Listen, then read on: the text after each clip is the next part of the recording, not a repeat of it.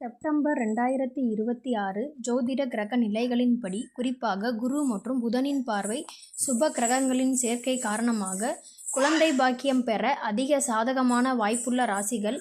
முக்கிய யோகம் பெறும் ராசிகள்: மிதுனம். குருவின் சுப பார்வையும் பூர்வ புண்ணிய ஸ்தானத்தின் வலுவும் இந்த மாதத்தில் புத்திர பாக்கியத்தை அடைவதற்கான நல்ல யோகத்தை அளிக்கும். கடகம்.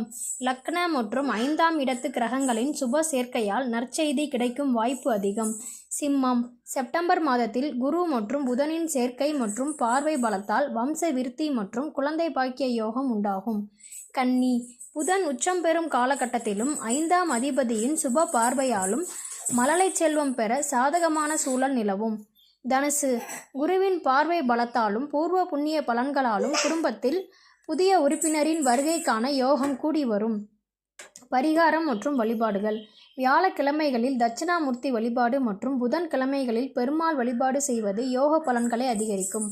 சந்தான கோபால கிருஷ்ணன் மந்திரம் பாராயணம் செய்வதும் குலதெய்வ வழிபாடு தடை நீங்கி சுப பலனை தரும்.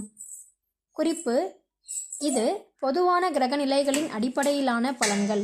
தனிப்பட்ட ஜாதகத்தில் 5ஆம் இடம், லக்னம் மற்றும் தசாபுக்தி நிலையிலை பொறுத்து பலன்கள் மாறுபடலாம்.